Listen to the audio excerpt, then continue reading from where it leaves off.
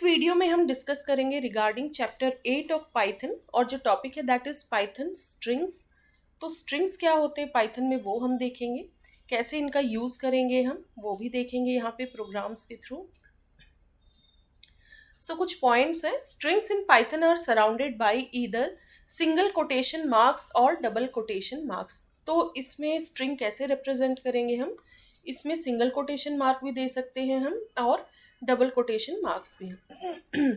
जैसे इस तरीके से हेलो लिखेंगे सिंगल कोट्स में और ये डबल कोट्स में, तो दोनों सेम ही कहलाएंगे, they are both strings. Strings में आप सिंगल कोट्स भी दे सकते हैं एंड डबल कोट्स भी।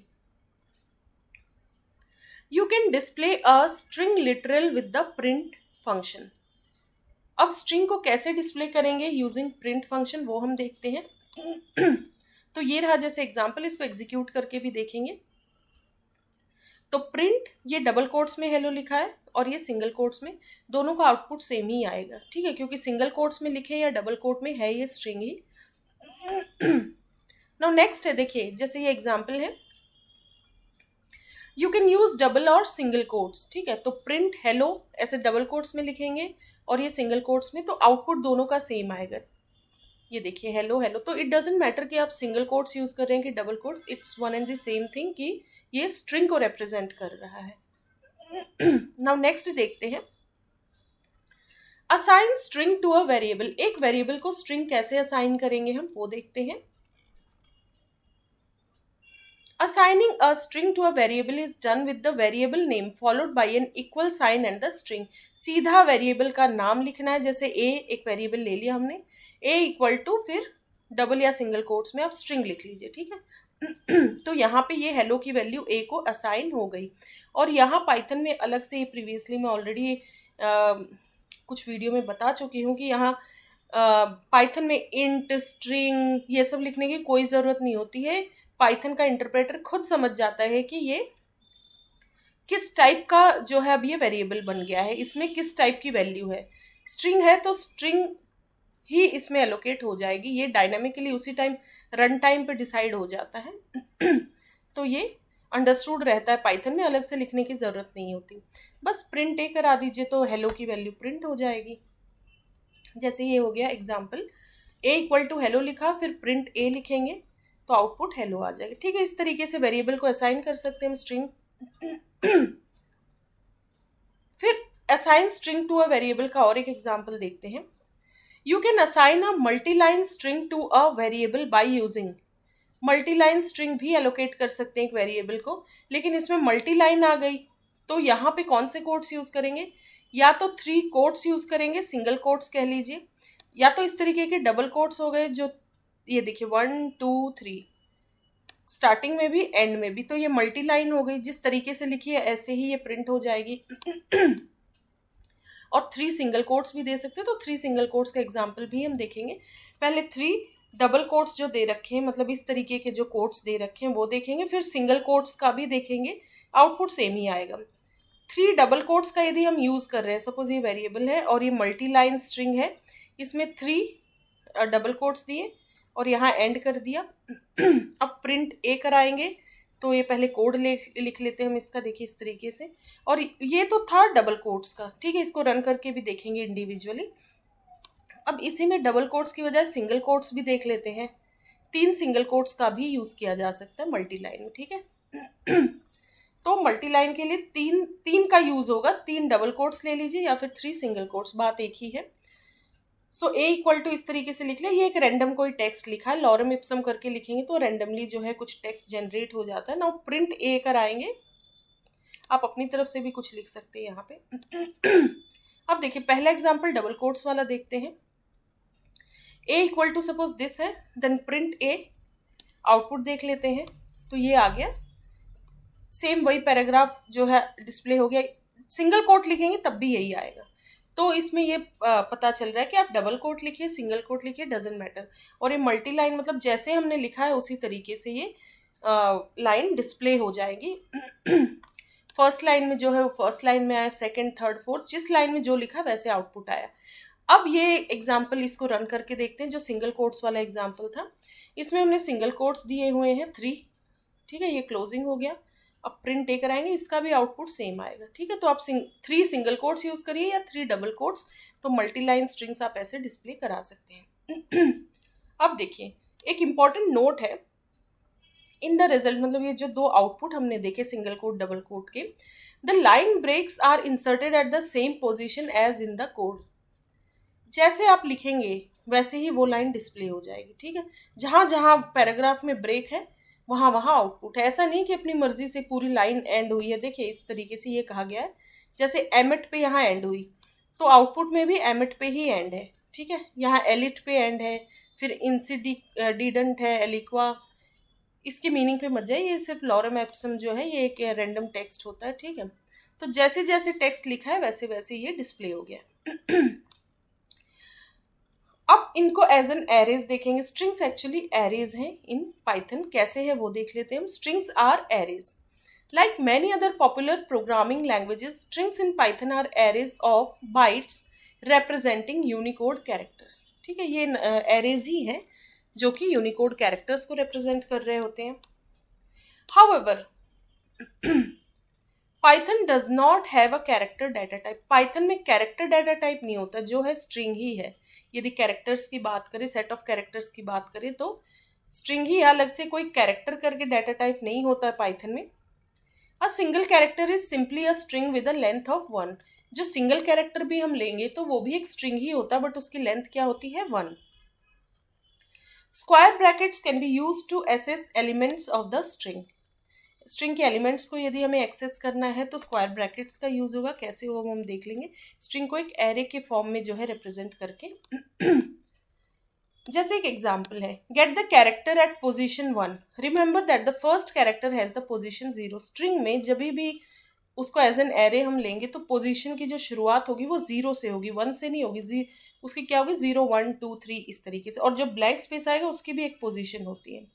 तो जैसे ए इक्वल टू हेलो वर्ल्ड लिखा और प्रिंट A1 हम डिस्प्ले कराना चाह रहे हैं, तो जो भी प्रिंट कराएंगे तो स्क्वायर ब्रैकेट्स में लिखना होता है, क्योंकि ये एक एरे की तरह कंसीडर हो रहा है। तो H क्या हो गया, A0 हो जाएगा, A1 की वैल्यू E हो जाएगी, फिर ये 2 है, 3 है, 4 इस तरीके से। आप A2 लिखेंगे तो ये वाला L आएगा, लेकिन हमने क्या लिखा A1 तो E प्रिंट हो जाएगा। ठीक है, तो देखते हैं इसको। जैसे ये एग्जाम्पल है, हमने A equal to hello world लिखा, अब प्रिंट A1 है तो H हो गया 0 और ये E हो गया 1। ठीक है, तो A1 पे क्या प्रिंट हो जाएगा, E। तो E हमारा आउटपुट आ गया। फिर से देख लीजिए, ये रहा हमारा एग्जाम्पल, इस कोड को रन किया है। सो ऐसा आउटपुट आएगा पाइथन में। आप कहीं पे भी रन कीजिए, वो आपके ऊपर है कहाँ कौन से IDE पे आप लिख रहे हैं। यहाँ पे मेरा मेन जो मोटिव है वो है आप लोग को कॉन्सेप्ट्स क्लियर करना। ठीक है, बाकी प्रैक्टिकली तो आप कहीं पे भी जो है कोई भी IDE लेके आप इम्प्लीमेंट कर सकते हैं इसको। ठीक है, अपने लेवल पे भी प्रैक्टिस कर सकते हैं। अदरवाइज इसकी मैं प्रैक्टिकल क्लासेस भी जो है, प्रैक्टिकल की एक अलग प्लेलिस्ट आएगी जिसमें मैं रन करा के एक एक प्रोग्राम जो है किसी IDE में कोई भी IDE हम लेंगे और वहाँ पे मैं रन करा के भी शो कर दूँगी। अब लूपिंग थ्रू अ स्ट्रिंग, तो लूपिंग प्रोसेस देखते हैं स्ट्रिंग में। Since strings are arrays we can loop through the characters in a string with a for loop.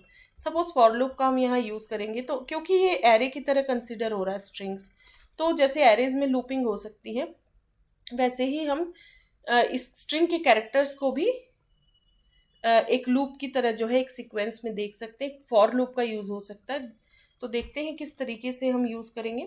सो ये एक एग्जांपल है। Suppose loop through the letters in the word. Suppose एक हमने word ले लिया बनाना और इसमें हम इसके लेटर्स से एक लूप चलाएंगे। कैसे चलाएंगे, देखिए हर एक लेटर को हम एक्सेस करना चाह रहे हैं एक्स का फॉर लूप का यूज़ करके। For x in banana print x, ये एक रैंडम कोड हो गया। आप इसमें कुछ भी ले सकते हैं, अपनी तरफ से कोई रैंडम स्ट्रिंग ले सकते हैं। तो अब देखते हैं इसको एक कोड लेके। सपोज हमने ग्रेप्स ले लिया, for x in grapes print x. तो एक एरे के फॉर्म में कैसे करेगा, सबसे पहले G डिस्प्ले होगा, फिर नीचे नेक्स्ट लाइन में आती जाएंगी चीज़ें, फिर R, फिर A, P, E, एक सीक्वेंस में ये लेटर्स, ये कैरेक्टर्स डिस्प्ले हो जाएंगे इस तरीके से। ग्रेप्स है तो हर लाइन में अपना एक सिंगल कैरेक्टर जो है वो प्रिंट हो गया, ग्रेप्स। ठीक है, ये देखिए ये एग्जाम्पल हो गया, ये आउटपुट है। अब स्ट्रिंग की लेंथ देखते हैं, वो कैसे डिटरमाइन कर सकते हैं हम।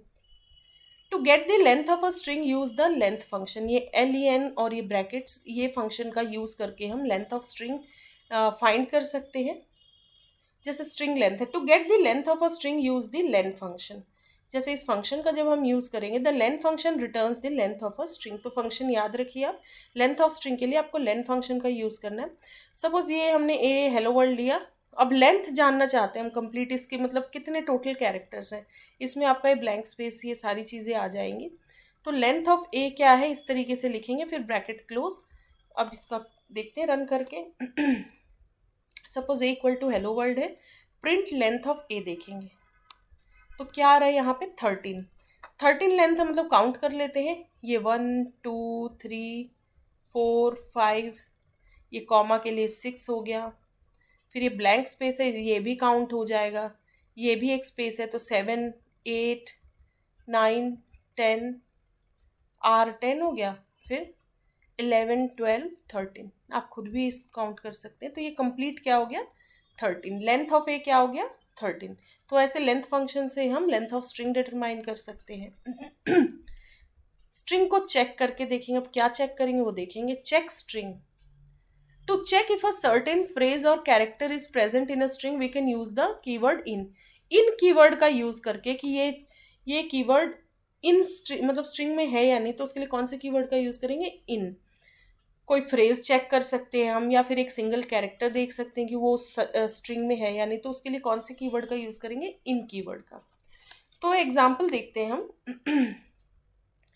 Check if free is present in the following text. Suppose हमने एक टेक्स्ट लिया रैंडमली कुछ भी, अब हम देखेंगे जो फ्री है is it present in the text, तो उसके लिए कौन से कीवर्ड का यूज करेंगे, उसके लिए हम इन कीवर्ड का यूज करेंगे। तो सपोज हमने एक स्ट्रिंग लिया txt करके, और डबल कोट्स में हमने लिख दिया the best things in life are free. अब फ्री तो प्रेजेंट है, बट ये थ्रू कोड कैसे चेक करेंगे हम, इन कीवर्ड का यूज करके। तो प्रिंट फ्री, फ्री भी हमारा स्ट्रिंग है, सर्टेन मतलब एक कैरेक्टर, सेट ऑफ कैरेक्टर्स हो गया ये।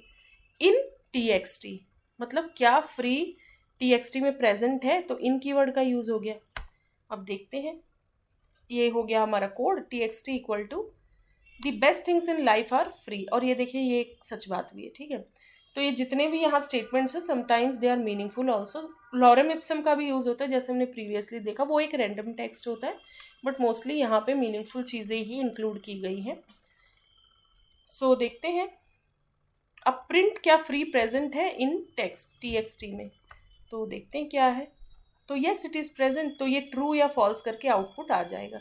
यदि फ्री प्रेजेंट नहीं रहता तो क्या आउटपुट आता, फॉल्स, ठीक है। But free is present in text, तो ये आ गया ट्रू। अब यूज इट इन एन, वो तो हमने कौन सा लिया यहाँ पे, प्रिंट स्टेटमेंट के थ्रू लिया।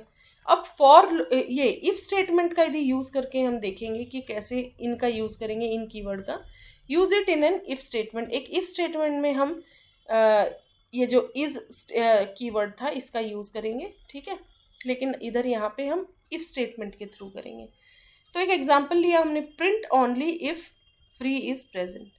अब देखेंगे फ्री प्रेजेंट है या नहीं इस कंप्लीट टेक्स्ट में। सपोज ये वही पहले वाला टेक्स्ट हमने लिया, the best things in life are free. If free in text, यदि टेक्स्ट में फ्री है प्रेजेंट तभी प्रिंट होगा, print yes free is present, और फ्री नहीं है तो नहीं प्रिंट होगा। तो फ्री क्योंकि प्रेजेंट है, तो यस फ्री इज प्रेजेंट। तो इसको रन करके देखते हैं।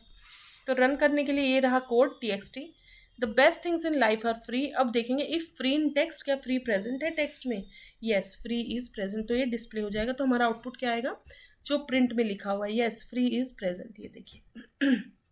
ठीक है, ये हो गया हमारा आउटपुट। अब चेक इफ नॉट, नहीं वो तो हमने प्रेजेंट का देख लिया, और नहीं प्रेजेंट यदि चेक करना तो उसके लिए इफ नॉट का यूज करेंगे।